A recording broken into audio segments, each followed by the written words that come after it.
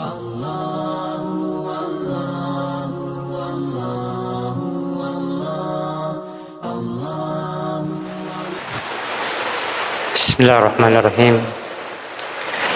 Assalamualaikum warahmatullahi wabarakatuh. Alhamdulillahillazi arsala rasulahu bil huda wa dinil haqq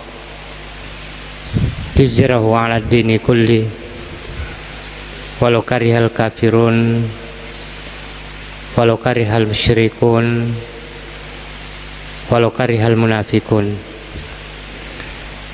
Asyhadu an la ilaha illallah al-malikul haqqul mubin wa asyhadu anna sayyidana wa habibana wa syafi'ana yaumal qiyamah Muhammadan abduhu wa rasuluh al-mab'utsur rahmatan lil alamin. Allahumma salli ala sayyidina Muhammadin wa ala alihi wa ashabihi ajmain, amma ba'd. Bapak Ibu jamaah subuh yang saya muliakan, alhamdulillah, puji syukur kehadirat Allah Subhanahu wa taala di mana pada subuh hari ini kita kembali dipertemukan dalam rangka mengikuti pengajian rutin kita setiap Jumat subuh. Salawat dan taslim atas junjungan kita Nabiullah Muhammad sallallahu alaihi wasallam sebagai rahmatan lil alamin. Bapak Ibu yang saya muliakan, insyaallah tema kita pada subuh hari ini yaitu kisatun Yusuf alaihissalam, yaitu kisah tentang kehidupan Nabiullah Yusuf alaihissalam.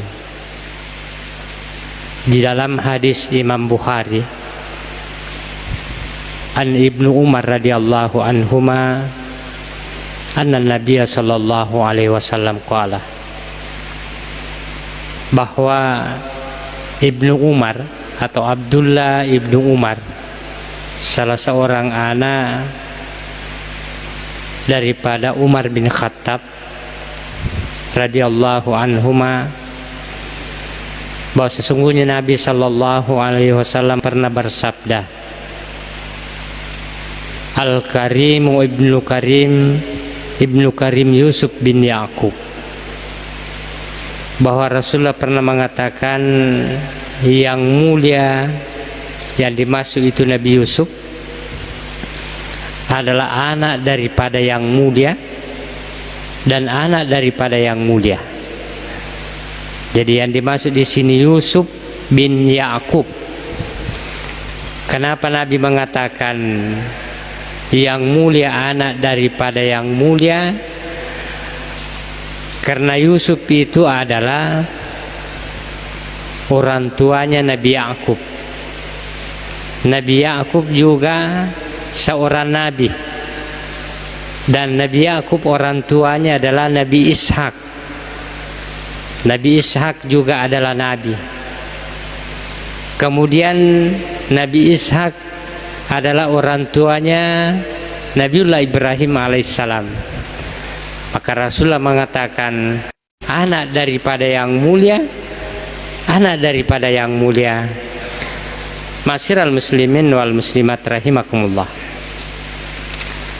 Kemudian kisah Nabi Yusuf alaihissalam, Bapak Ibu yang saya muliakan, diceritakan langsung oleh Allah dalam satu surah yang lengkap, mulai daripada kecil sampai dia menduduki jabatan di pemerintahan pada masa pemerintahan Raja Mesir.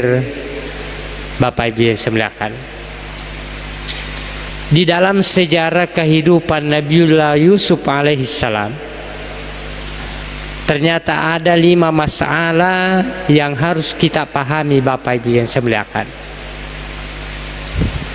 Masalah yang pertama dalam kehidupan Nabiullah Yusuf alaihissalam bahwa sesungguhnya manusia itu tidak terlepas daripada kedengkian.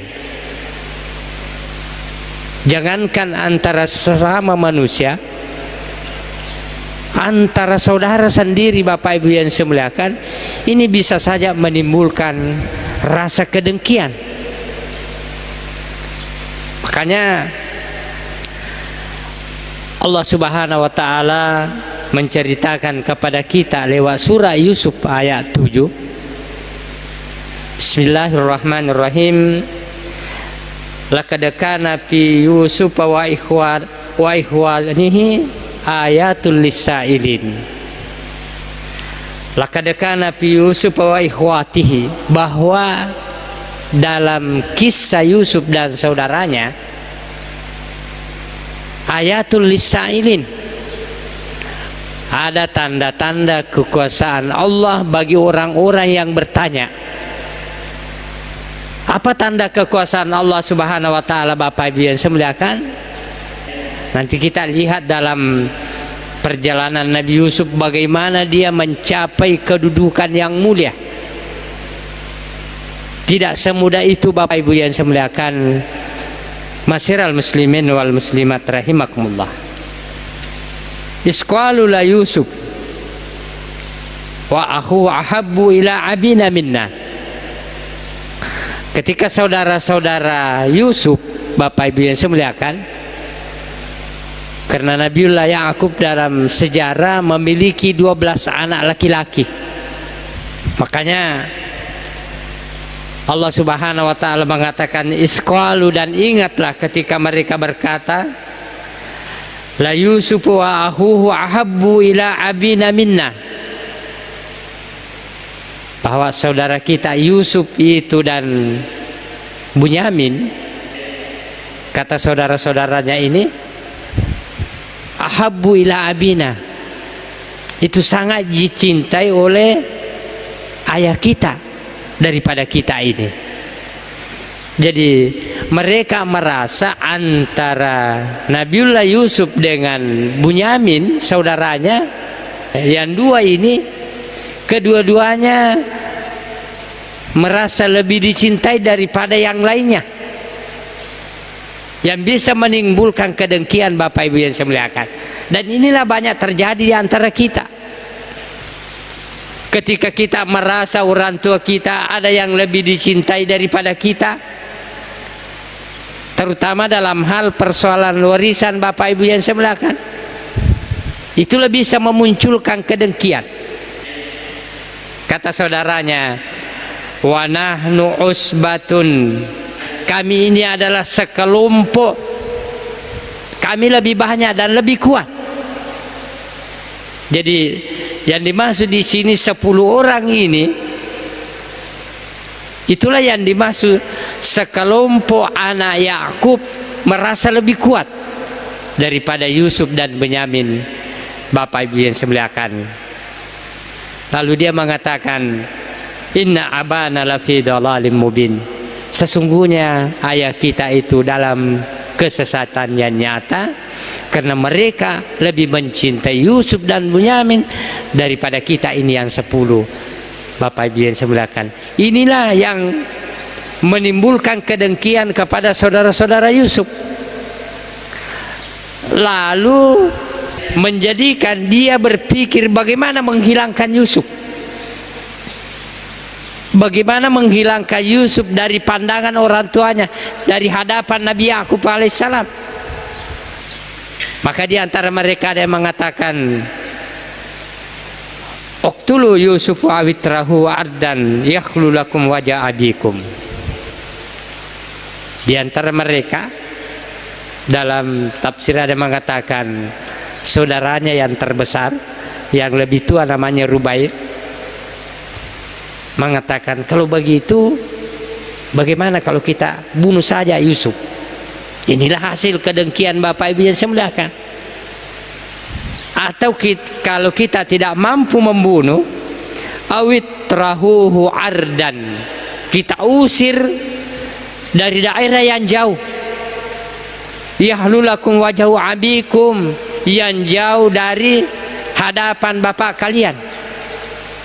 Ini adalah bentuk kedengkian Bapak Ibu yang saya muliakan. Kalau tidak mampu membunuh Yusuf, usir saja. Bagaimana kita bisa menghilangkan di hadapan bapak kita? Wa takunu min ba'di qauman shalihin. Setelah kita usir atau kita bunuh Yusuf, kita bertaubat dan kita menjadi orang-orang yang saleh. Ini pemikiran mereka, Pak Bu. Setelah kita bunuh Yusuf, kita bertaubat, lalu kita menjadi orang-orang yang saleh. Qala qailum minhum. Di antara mereka, ketika 10 orang ini sudah berdiskusi bagaimana menghilangkan Nabiullah Yusuf alaihissalam, di antara mereka ada yang mengatakan, la taqtulu Yusufa, janganlah dibunuh Yusuf, tidak perlu kita bunuh Yusuf.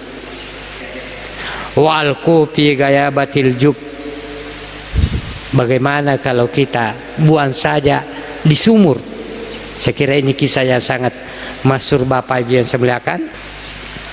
Yaltaqithu ba'dus sayyarati in kuntum fa'ilin, supaya kalau ada orang yang musafir bisa memungut Yusuf. Inilah ketika mereka berdialog karena kedengkian mereka, lalu punya pikiran menghilangkan Yusuf. Kalau begitu jangan dibunuh Yusuf, buang saja di sumur. Setelah mereka sudah berdiskusi dan melahirkan suatu kesimpulan bahwa Yusuf jangan dibunuh tapi buang saja di sumur, lalu mereka menghadap kepada bapaknya. Qalu ya abana ma laka la ta'manna ala Yusuf. Mereka berkata, wahai ayah kami, kenapa kamu tidak menyerahkan kepada kami tentang keamanan Yusuf? Wa inna lahu lanasihun, sesungguhnya kami ini mampu menjaga Yusuf. Jadi bujuk rayuan mereka Bapak Ibu yang saya muliakan kepada orang tuanya, arsilhu ma'ana gadan yarta wa yal'ab wa inna lahu lahafizun. Saudara-saudaranya ini mengatakan bahwa isingkanlah Yusuf bersama kami pergi besok untuk bermain-main, bersenang-senang, yarta, bersenang-senang, wa yal'ab, dan bermain-main. Isingkanlah Yusuf bersama kami besok. Wa inna lahu lahafizun, sesungguhnya kami adalah orang-orang yang mampu menjaga Yusuf. Inilah bentuk tipu dayanya orang-orang yang akan melakukan kemaksiatan Bapak Ibu yang saya muliakan. Makanya orang-orang yang biasa kita lihat, orang yang pintar merayu, orang yang pintar ini biasanya ada sesuatu di balik apa yang dia ucapkan. Seperti inilah yang dilakukan saudara-saudara Yusuf alaihissalam Bapak Ibu yang saya muliakan. Bapaknya mengatakan atau Nabi Yakub berkata, inni la yahzunani an tazhabu bihi. Kalaulah Yusuf pergi bersama kamu, itu sangat menyedihkan bagi saya. Jadi firasat Nabi Yakub alaihissalam Bapak Ibu yang saya muliakan ini sudah ada, bahwa saudara-saudaranya ini punya tipu daya. Makanya dia mengatakan, dengan kepergiannya Yusuf bersama kalian itu menjadikan aku sangat bersedih. Wa khafu an yaqulahu zib wa antum anhu ghafilun. Dan saya khawatir kalau Yusuf kamu tidak mampu menjaga dan dia diterkam oleh serigala, sementara kalian adalah lalai dalam menjaga saudara-saudara kalian. Tapi apa kata mereka Bapak biasa melakukan dialog dengan bapaknya? Ya, qalu la in akalahu zibu wa nahnu usbatun.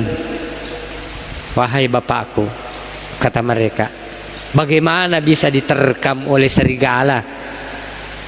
Wa nahnu usbatun, kami ini adalah kelompok yang kuat.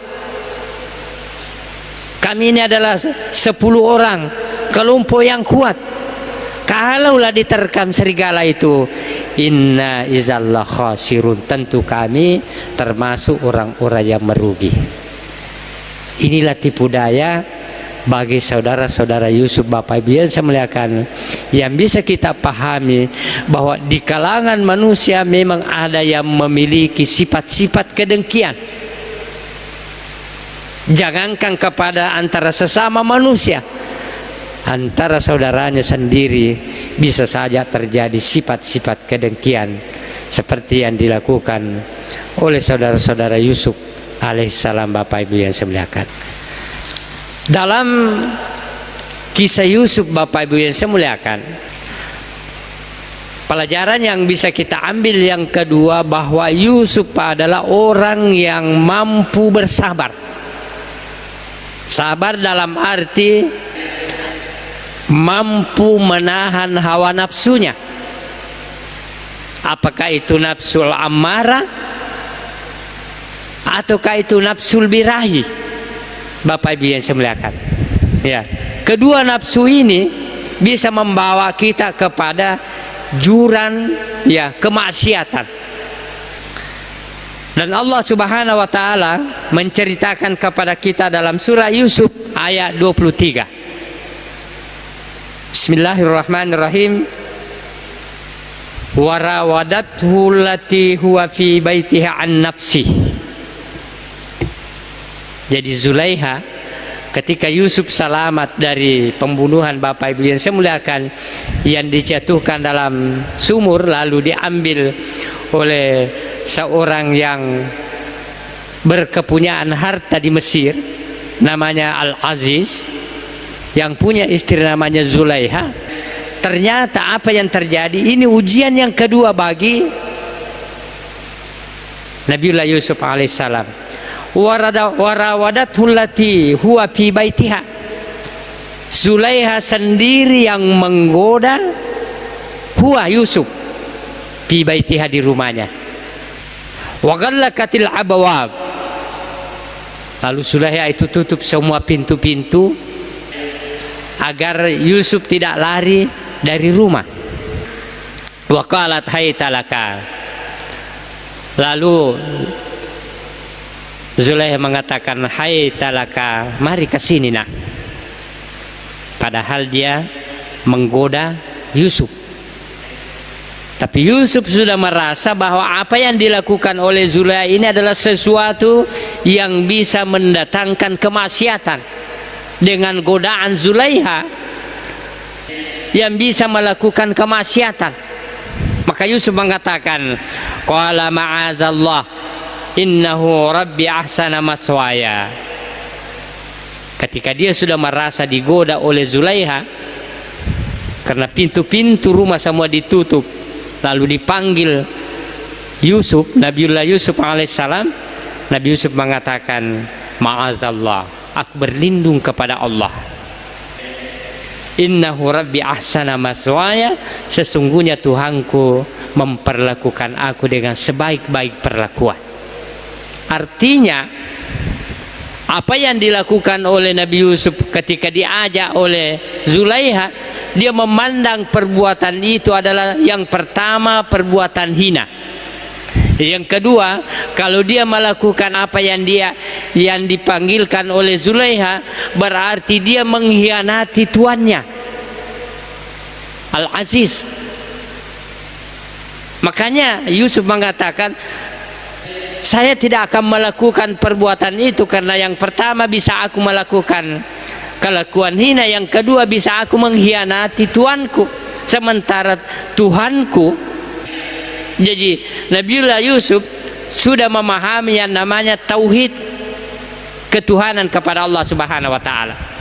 Karena Tuhanku itu memperlakukan aku dengan baik, maka aku pun juga harus berlaku baik kepada Tuhan Al-Aziz, majikannya. Bapak Ibu yang saya muliakan, Masyiral muslimin wal muslimat rahimakumullah, innahu la yuflihuz zalimun, sesungguhnya orang-orang yang zalim tidak akan pernah mendapatkan keberuntungan, kata Nabiullah Yusuf alaihissalam. Bapak Ibu yang semuliakan, apa yang terjadi Bapak Ibu yang semuliakan? Banyak orang salah interpretasi pada ayat 24. Walaqad hammat bihi wa hamma biha. Ketika gelora syahwatnya Zulaiha sudah memuncak dengan ungkapan wa hamma biha, ada yang memberikan penafsiran yang salah. Yusuf juga memuncak gelora nafsunya, padahal tidak seperti itu Bapak Ibu yang semuliakan. Disinilah diuji kesabarannya Nabiullah Yusuf alaihissalam, dalam arti sabar dalam cobaan ini, nafsu birahinya Bapak Ibu yang semuliakan. Padahal yang dimaksud di sini, ketika Zulaiha sudah bergelora nafsu syahwatnya, wa hamma biha laula arra burhana rabbi, Nabi Yusuf terpelihara dari Allah, mendapat petunjuk dari Allah, maka dia tidak bergelora nafsu syahwatnya. Ada banyak yang memberikan interpretasi lain di sini Pak Bu, yang mengatakan bahwa ketika Zulaiha memuncak nafsu syahwatnya, Yusuf juga memuncak nafsu syahwatnya, padahal tidak seperti begitu Bapak Ibu yang semuliakan. Ketika Zulaiha memuncak nafsu syahwatnya, Nabiullah Yusuf alaihissalam mendapat petunjuk dari Allah subhanahu wa ta'ala, sehingga dia mampu menahan nafsu syahwatnya Bapak Ibu yang semuliakan. Kadzalika lunusrifa anhu su'a wal fahsya, kata Allah, demikianlah kami memalingkan Yusuf dari perbuatan buruk dan keji, karena dalam dirinya Yusuf ada nilai-nilai iman Bapak Ibu yang saya muliakan. Innahu min ibadinal mukhlasin, karena Yusuf itu termasuk hamba-hamba kami yang ikhlas dalam berbuat Bapak Ibu yang saya muliakan. Apa buktinya Yusuf tidak bergelora nafsunya Bapak Ibu yang saya muliakan? Ketika Yusuf dipanggil, justru dia lari. Wastabakal bab. Jadi ketika Yusuf dipanggil oleh Zulaiha, Yusuf lari ke arah pintu dan Zulaiha pun mengejarnya ke arah pintu. Waqaddat qamisahu min duburin, sehingga baju di belakangnya itu koyak, hampir robek, atau bisa kita katakan robek sedikit Bapak Ibu yang saya muliakan. Wa alfa ya sayyidah ala dal bab. Tiba-tiba ketika Yusuf dan Zulaiha sampai di pintu, datang Tuan Al-Aziz, suaminya Zulaiha, kedapatan Bapak Ibu yang saya muliakan. Ketika suaminya Zulaiha datang, justru Zulaiha membalikkan fakta. Seperti inilah saya bilang Bapak Ibu yang saya muliakan, tipuan-tipuan orang yang ingin merusak seseorang bahaya. Justru Zulaiha membalikkan fakta. Apa kata Zulaiha? Qalat ma jasau man arada bi ahlika su'. Qalat ma jazau. Zulaiha mengatakan, apa balasan man arada bi ahlika su'a, bagi orang-orang yang menginginkan keluargamu buruk. Jadi Zulaiha membalikan fakta Bapak Ibu yang saya muliakan. Apa balasannya? Orang yang ingin berbuat terhadap keluargamu hal yang buruk, illa an yusjana wa azabun alim. Tidak ada balasan, kata Zulaiha, kecuali balasannya penjara atau azab yang sangat pedih. Ini Bapak Ibu yang saya muliakan. Qala hiya rawadatni an nafsi. Yusuf membela diri. Dialah yang menggoda saya, kata Yusuf. Dialah yang menggoda saya. Wa syahida syahidun min ahliha. terpaksa Al-Aziz mengambil saksi dari keluarga Zulaiha. Apa kata saksi ini? In kana qamisuhu quddat min qubulin fasadaqat. Wahai Al-Aziz, lihat, kalau bajunya Yusuf itu koyak dari depan, berarti Zulaiha benar, Yusuf berdusta. Jadi dia gampang mengambil kesimpulan. Kalau bajunya Yusuf koyak dari depan atau robek dari depan, berarti Zulaiha benar, Yusuf yang berdusta. Kemudian yang kedua, wa in kana qamisu quddat min duburin fakazabat wa huwa minas shadiqin. Kalau bajunya Yusuf koyak dari belakang, berarti Zulaiha berdusta, Yusuf benar. Jadi gampang kata keluarganya Zulaiha, lihat saja. Kalau bajunya robek dari depan, berarti Yusuf yang menggoda, yang memulai, berarti dia berdusta. Tapi kalau bajunya koyak robek dari belakang, Yusuf benar, istrimu yang salah. Ketika hal ini dilihat oleh Al-Aziz, falamma ra'a qamisahu quddat min duburin, ketika Al-Aziz melihat baju Yusuf itu robek dari belakang, dia sudah pahami bahwa istriku lah yang melakukan perbuatan hina ini.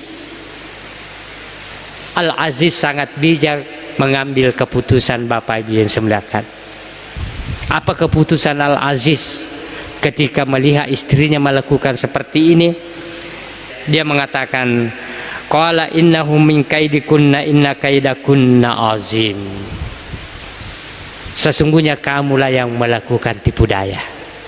Dia tunjuk istrinya, kamulah istriku yang melakukan tipu daya. Inna kaidakunna azim. Sesungguhnya tipu daya kamu sangat dahsyat. Jadi inilah yang biasa diambil oleh ulama Bapak Ibu yang saya muliakan, bahwa tipu daya seorang wanita itu azim. Kalau di dalam ayat lain dikatakan inna kaidah syaitani kana daifa. Kalau tipu dayanya setan itu Pak Bu masih lemah.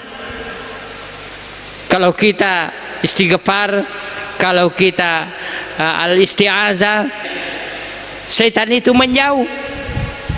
Tetapi kalau tipu dayanya perempuan, biar kita isti'azah, biar kita istighfar, dia tetap melakukan. Inilah yang dikatakan oleh Tuan Al-Aziz, bahwa tipu daya perempuan itu inna kaidakunna azim, sangat dahsyat. Bapak Ibu yang sebelahkan, masyiral muslimin wal muslimat rahimakumullah. Apa kebijakan yang diambil Tuan Al-Aziz ketika melihat istrinya melakukan seperti ini? Sangat bijak Tuan Al-Aziz mengambil keputusan. Yusuf a'rid an hadza, wahai Yusuf, diamkan persoalan ini, jangan ceritakan di luar, karena ini bisa merusak kehormatan keluarga Al-Aziz, bisa mencederai keluarga Al-Aziz. Kemudian yang kedua, wastaghfiri li zanbiki innaki kunti minal khatiin. Dia nasihati istrinya, wahai istriku, istighfarlah kamu, istighfarlah kamu dari dosamu, innaki kunti minal khatiin, sesungguhnya kamulah yang berdosa. Coba bijaknya Tuan Al-Aziz mengambil keputusan. Bapak Ibu yang saya muliakan, tetapi apa yang terjadi? Tetap Yusuf dimasukkan dalam penjara. Dalam arti Yusuf itu bukan bersalah di penjara, Bapak Ibu yang saya muliakan, tetapi Yusuf di penjara karena untuk diamankan, Bapak Ibu yang saya muliakan, dari godaan-godaan wanita-wanita yang ada di sekelilingnya. Bapak Ibu yang saya muliakan, sekira kisah ini lengkap diceritakan oleh Allah Subhanahu wa taala dalam surah Yusuf, sehingga kedudukan Yusuf dengan ujian-ujian yang dia alami mampu meraih kedudukan mulia di sisi Allah Subhanahu wa taala. Oleh sebab itu Bapak Ibu yang saya muliakan, karena siang sudah tiba, sebelum kita mengakhiri pengajian kita ini, tentu ada yang ingin bertanya 1-2 orang sebelum kita tutup pengajian. Untuk sebentar sekian. Wassalamualaikum warahmatullahi wabarakatuh. Ya, ada yang ingin bertanya Bapak Ibu yang saya muliakan, dua persoalan, yaitu al-hasad, kedengkian, dan as-sabar, kesabaran. Bismillahirrahmanirrahim. Assalamualaikum warahmatullahi wabarakatuh. Waalaikumsalam warahmatullahi wabarakatuh. Sedikit keluar dari tema ke Kiai mengenai apa hikmah diangkatnya Nabi Muhammad SAW di umur 40 dan 13 tahun kemudian baru Isra Mi'raj. Siapa? Nabi Muhammad SAW. Ya, di umur 40. Iya, diangkat di umur 40, sedangkan Isra Mi'raj di umur 53. Apa hikmah dari 13 tahun ini? Sekian, wassalamualaikum warahmatullahi wabarakatuh. Waalaikumsalam warahmatullahi wabarakatuh. Terima kasih. Bismillahirrahmanirrahim. Bahwa baginda Rasulullah SAW itu diangkat menjadi Rasul itu di umur 40 tahun. Apa hikmah dibalik daripada itu Bapak Ibu yang saya muliakan? Ternyata nilai 40 itu sangat mulia di sisi Allah Subhanahu wa taala. Yang pertama, dalam riwayat ketika Nabiullah Adam alaihissalam membangun pondasinya Ka'bah atas bimbingan Jibril, inna awwala baitin wudi'a lin-nasi lallazi bi Bakkata mubarakah. Yang membangun pertama pondasinya Ka'bah adalah Nabiullah Adam yang ada di Mekah. Setelah 40 tahun dibangun pondasinya Ka'bah, dalam riwayat Nabiullah Adam berangkat ke Kudus untuk membangun pondasinya Masjidil Aqsa, umur 40 tahun. Kita lihat Bapak Ibu yang saya muliakan, umur baginda Rasulullah diangkat menjadi Rasul itu umur 40 tahun. Ini memberikan pemahaman bahwa kesempurnaan fisik dan psikis manusia itu, khususnya umat Muhammad. Jadi khusus umat Muhammad, kesempurnaan fisik dan psikis ketika umur 40 tahun itu sudah matang fisiknya dan sudah matang jiwanya Bapak Ibu yang saya muliakan. Makanya betul itu bahwa seorang pemimpin yang sudah mencapai umur 40 tahun itu sangat bijak dalam mengambil keputusan Bapak Ibu yang saya muliakan. Bagaimana perintah salat? Memang ketika Rasulullah diutus pertama itu Pak Bu, bukan perintah salat dulu diperintahkan, tapi apa? Membangun akidah. Karena kalau akidah umat sudah bagus, apapun yang diperintahkan dia akan lakukan.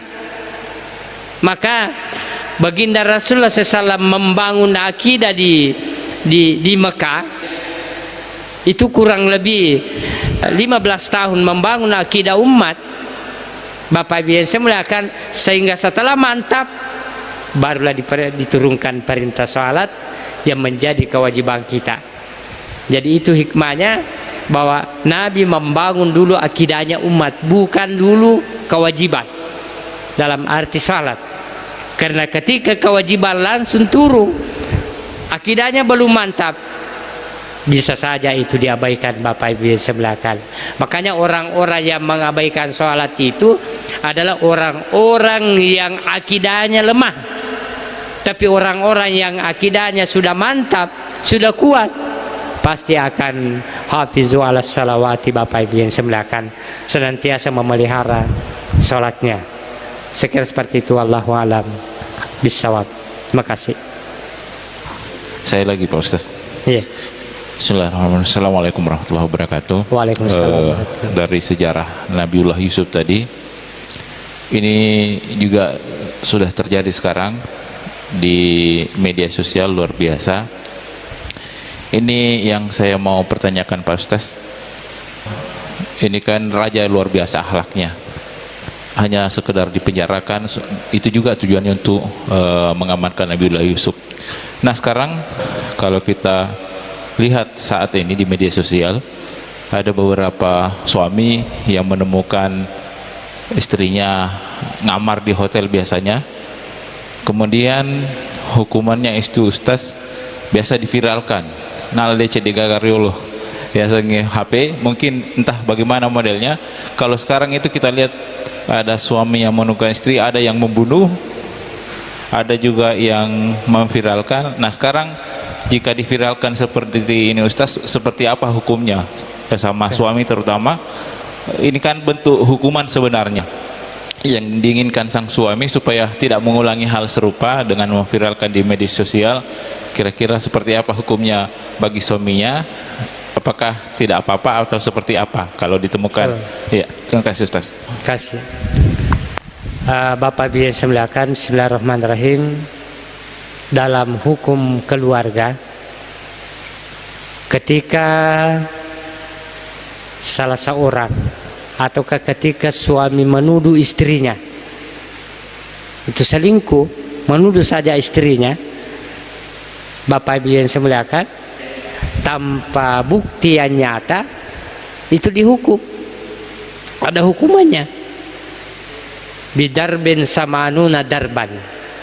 Kalau dalam hukum kriminal Islam, hukum keluarga, tapi kita kan di Indonesia tidak diterapkan.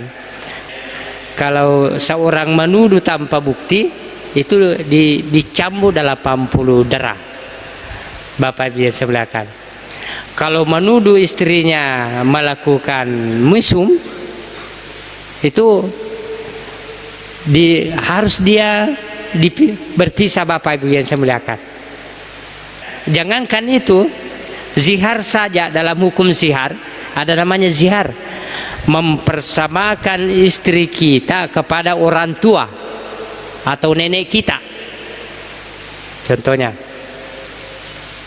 gaji itu poncimu dia kali bana poncina indokku atau nenekku. Maka dalam hukum ini Pak Bu, 40 hari tidak boleh dia sentuh istrinya kecuali dia bertaubat dan menebus hukuman itu, Bapak Ibu. Begitu mulianya yang namanya keluarga. Tetapi yang kita lihat di media sosial, ketika di antara mereka ada yang selingkuh, dia yang bertindak langsung, padahal tidak boleh begitu. Tidak boleh orang main hakim sendiri. Ketika melihat istrinya selingkuh dan sebagainya, dia langsung bunuh istrinya. Ya itu namanya nafsul ammarah. Tatanan sabar di sini Bapak Ibu yang saya muliakan. Ketika melihat suaminya selingkuh, dia potong, ya, burunya suaminya. Itu namanya tidak dibenarkan dalam agama. Karena kita bertindak sendiri, padahal hukum dalam Islam itu atau hukum kita sudah ada tatanan hukumnya, Bapak Ibu yang saya muliakan. Serahkan yang berhak menghukum, jangan bertindak sendiri. Makanya kalau kita lihat di Arab Saudi itu Pak Bu, kalau ada orang yang berselisih, pasti tidak mau saling mencederai. Paling-paling dia tarik leher bajunya. Kenapa? Karena siapa yang mencederai saudaranya, meskipun benar alasannya, tetap salah. Kenapa? Karena dia main hakim sendiri. Meskipun dia benar, ya, ketika dia mencederai saudaranya, kasih berdarah saudaranya, atau ada tanda bukti, maka biar benar alasannya tetap salah di pengadilan, Bapak Ibu. Kenapa? Karena dia bertindak hakim sendiri. Inilah yang kita lihat di media sosial. Sebenarnya tidak seperti itu. Silahkan kalau memang merasa tersalimi, selingkuh dan sebagainya, laporkan di pengadilan atau di mana, kepolisian, Bapak Ibu yang saya muliakan. Tapi saya tidak tahu apakah di tataran hukum kita ketika ada perselingkuhan sudah ada undang-undangnya.